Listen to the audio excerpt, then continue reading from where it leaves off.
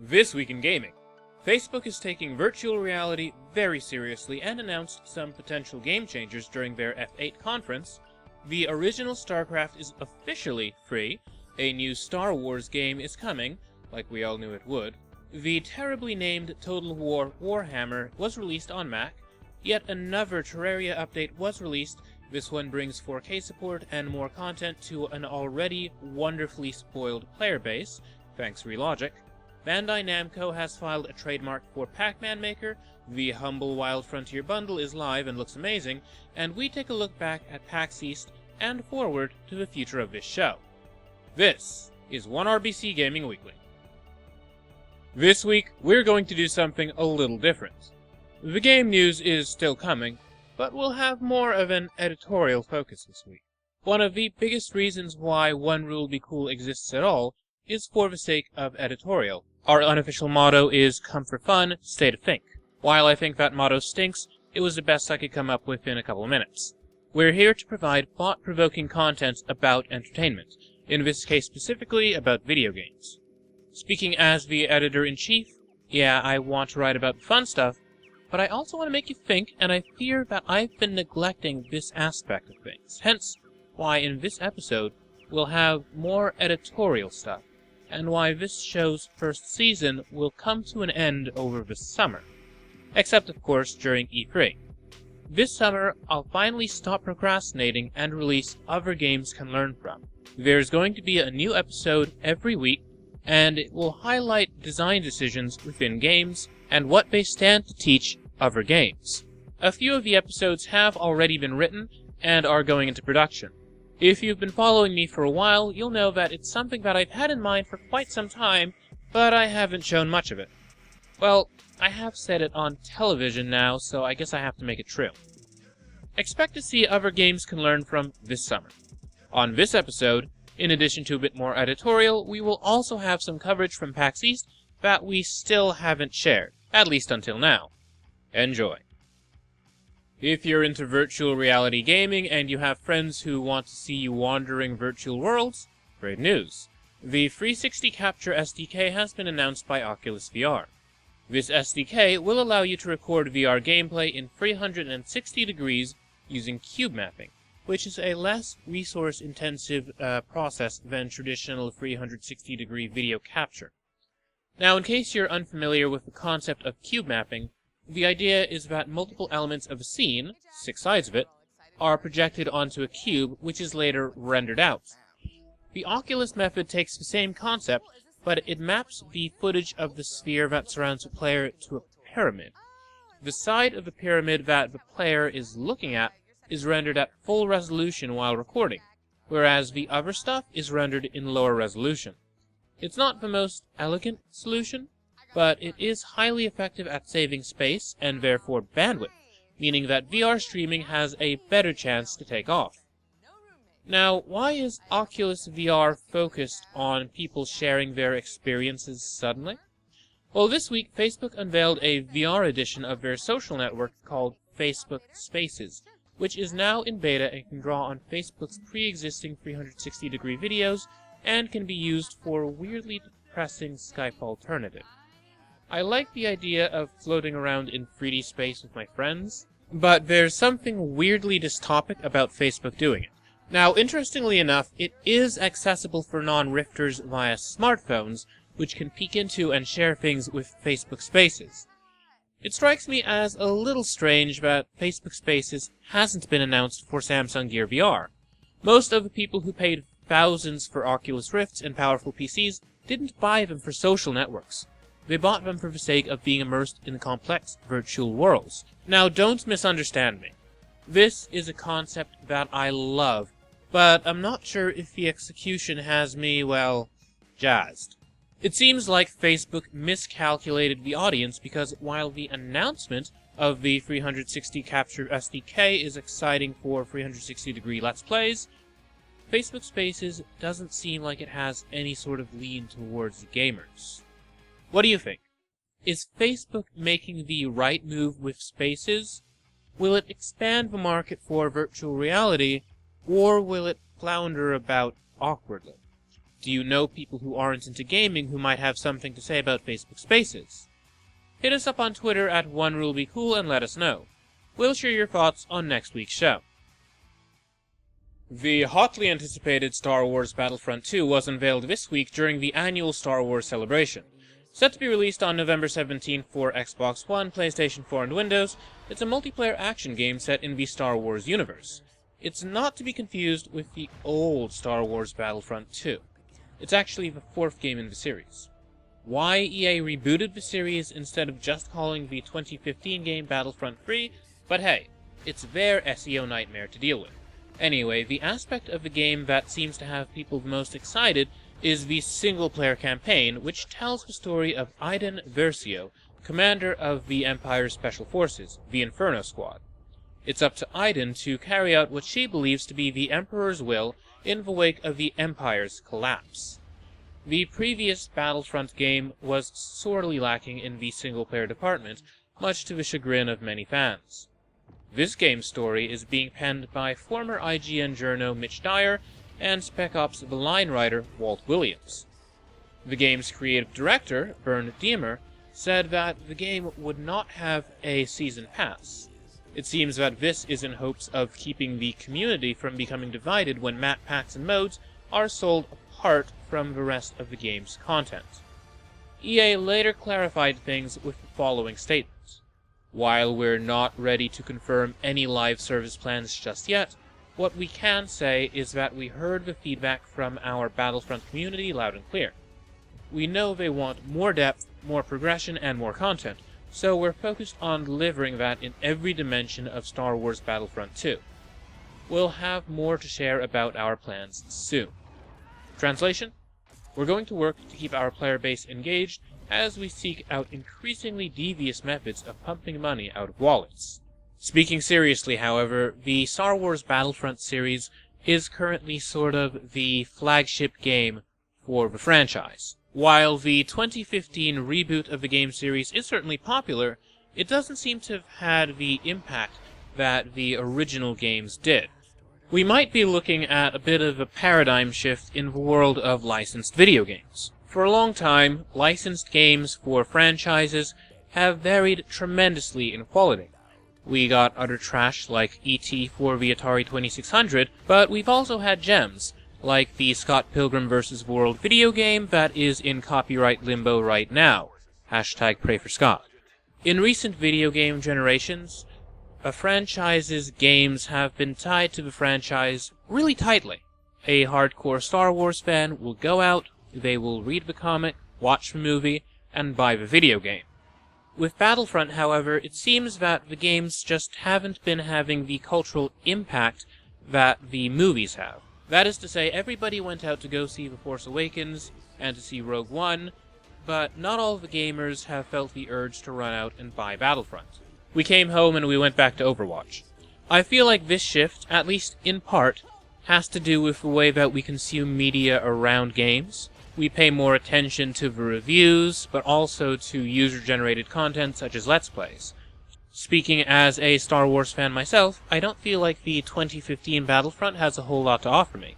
The only reason I have a shred of anticipation for this second game is because of the single-player campaign. That's it. Not that I have anything against the other games in the series, but just from what I've seen, I don't think that those games will satisfy the itch that I have to experience the Star Wars universe in other ways. But that's just my opinion. What do you think? Have the Star Wars video games been going in a satisfying direction? Hit us up on Twitter at OneRuleBeCool and let us know your thoughts. Personally, I'm just looking forward to seeing what some other game studios do with the Star Wars license. When you came into this world, there gradually arose into being the sensation of I. And you feel that you are I just as much as I feel that I am I.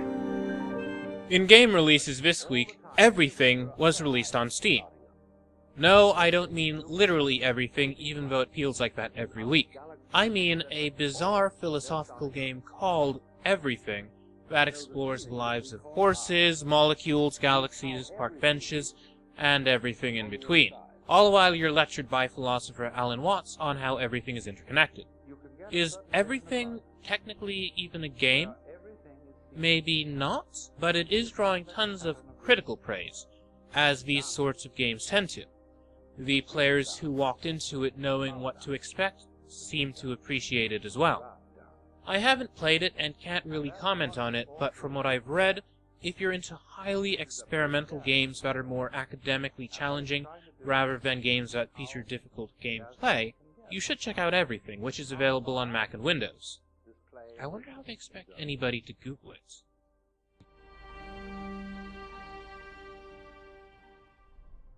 Adventure game Syberia Free was released on Steam 13 years after the release of the last game, and unfortunately it is plagued by serious technical issues, bad pacing, and problems with the animation.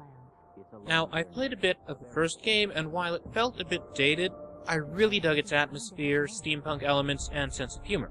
Now, this game has a pretty interesting story.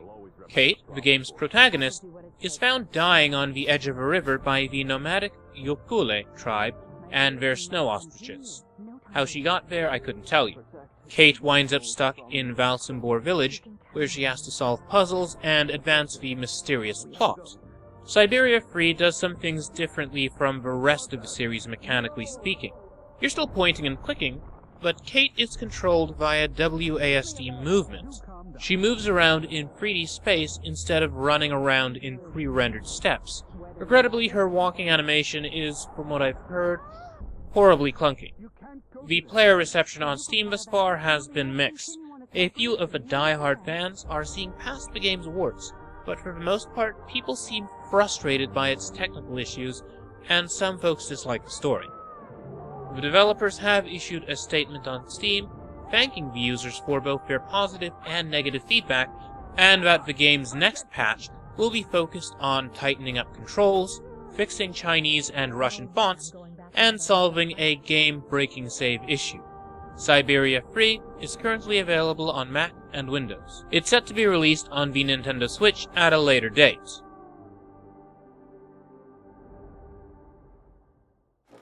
Captain, scans of the northern polar region shows Covenant activity on the surface. Halo Wars Definitive Edition was released on Steam this week. Now, there were rumors and leaks that this sci-fi RTS would be heading for Steam. This confirms them. Now, in case you haven't heard of it, Halo Wars is a prequel to the other games in the series, but it's not a first-person shooter. Instead, it's a top-down real-time strategy game. It was originally released on the Xbox 360, and it's noteworthy in that it's a real-time strategy game built for consoles. RTS are notoriously difficult to adapt to consoles because generally they're built to be controlled with a mouse and keyboard. They've got a lot of moving parts, and it's not easy to navigate menus, move around the map, or quickly select units. Fun fact, there's an N64 version of StarCraft, and it's, less than stellar. That's not to say that there aren't any good RTS on consoles. One of my favorite games of all time, Pikmin, was released on the GameCube, and Nintendo quite cleverly managed their way around the input and speed issues by not complicating the game with too many mechanics, but also by putting the player in charge of Captain Olimar, a single character who in turn directs units. That was really the game changer. Getting back to Halo Wars, however, this is the same version of the game that was released via the Windows Store back in December. However, this version of the game does not have crossplay with the Windows Store version, meaning that if you buy via Steam and your friends have purchased the Windows Store version of the game, you won't be able to enjoy multiplayer with it. Regarding the game's reception, so far, players really love this version that's on Steam. The game received positive reviews back when it was released on the Windows Store, and it seems that the Steam version runs just as smoothly. I confess, I've only played the demo, but I have to say that my experience was a positive one. It's an easy RTS to pick up, but it is decently challenging and definitely pushes you to think. It sort of makes me wish for a Halo chess in the way that we had Star Wars chess in those Halcyon DOS days. Halo Wars Definitive Edition is available for Windows. Cities Skylines has been released on the Xbox One at long last. This city-building simulator was a huge hit on PC when it came out 2 years ago, as it filled the hole in everybody's hearts that was left by the lack of a proper SimCity game. In case you missed that, a new SimCity was released a while back, but it was saddled with awful DRM and seemed to have important parts missing. It wasn't what anybody wanted out of a SimCity game, and it left a lot of folks disappointed. Then, Colossal Order swooped in with City Skylines, which, to be fair, has more of an emphasis on zoning and less on micromanagement than classic SimCity, but it filled that hole in the market nonetheless. I've played quite a bit of City Skylines and really dig it in spite of being bad. I will be the first to confess that my city building skills are more than a little lacking. I could stand to plan out my towns better, and the last time I played, I might have flooded a portion of the town by messing with the terrain deformation tools. Whoops. If you think that you can do better, you can grab the game on Xbox One and try it yourself.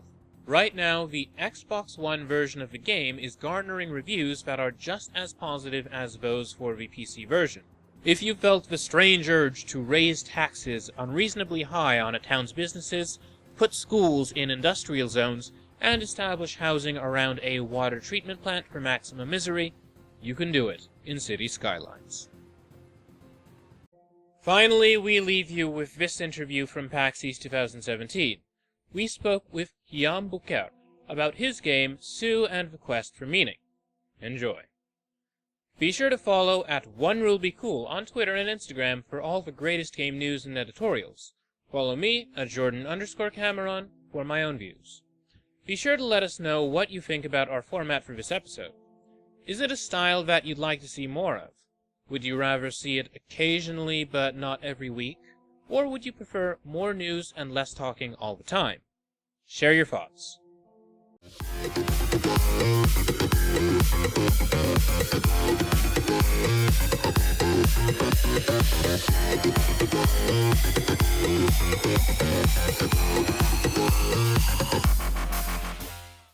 So, I'm here at PAX East 2017, and I'm at the Palladius booth. They've got quite an interesting variety of games here on display. One of them is Sue and the Quest for Meaning. I'm chatting with the game's developer right now. Good sir, can you tell the folks at home your name? Guillaume Bouquet. Very nice. And so your game is Sue and the Quest for Meaning, right? Yeah, it is. So are you the lead developer, or? I'm the sole developer of the game. Oh, you're the sole developer. Oh, so it's a one-man game. Yeah, I have somebody for doing the music and the sound, but otherwise, yeah, I work alone on everything from design to programming to the art. Okay, very cool. So now, can you tell the folks at home what sort of game Sue is? Okay, so the elevator pitch is that Sue is an endless hardcore platformer where the score is a puzzle. And by that I mean like you play those levels that are randomly generated, trying to survive for as long as possible. You're getting a high score up, unlocking new levels, you know, by getting those high scores. But at the same time, like if you want to get some closure on the experience, there is like a whole puzzling element to the score, how it's displayed. It's always going to be like displaying the game using some kind of strange glyph language, and if you manage to understand it, decipher what it means, and you can get to the actual end of the game. Okay, that's interesting. So there's sort of the puzzle element to it. Yeah, exactly. Nice. So how long has this game been in development? Well, I've been working on it like for, I mean, it started 2 years ago, but it's been on and off since then. Yeah, but about that. 2 years. Okay, so how long have you been a game developer then? Oh, in game development, almost 7 years, if I count the 2 years of Sue. I used to work I worked for 5 years for a video game company back in Belgium. That's where I'm from.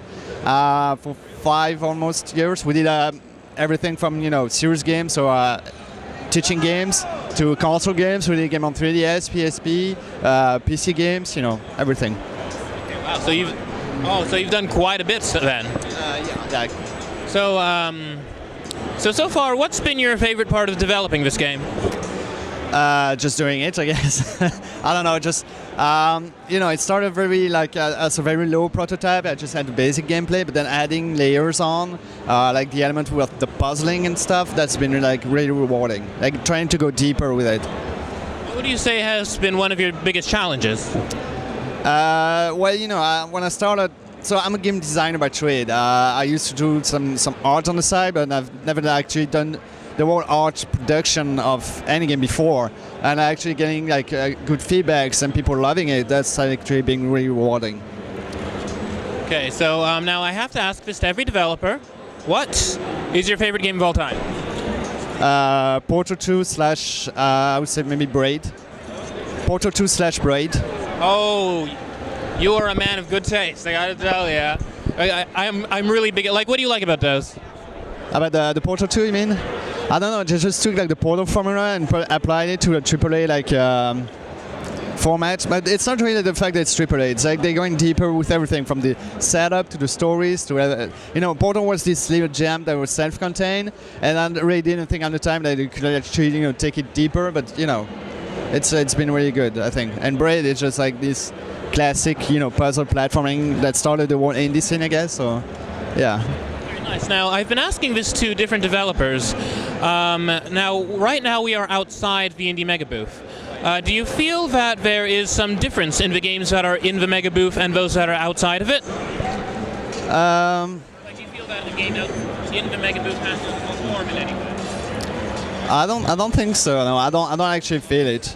I mean, there is a whole range of like indie games at PAX. I mean, there is us. We're not part of the Indie Mega Booth. We're just showing our indies. I mean, we're indies, right? There is the PAX Rising selection, which has like a lot of great games into it, and of course the Indie Mega Booth. So I don't know. Like, I'm not sure there is like.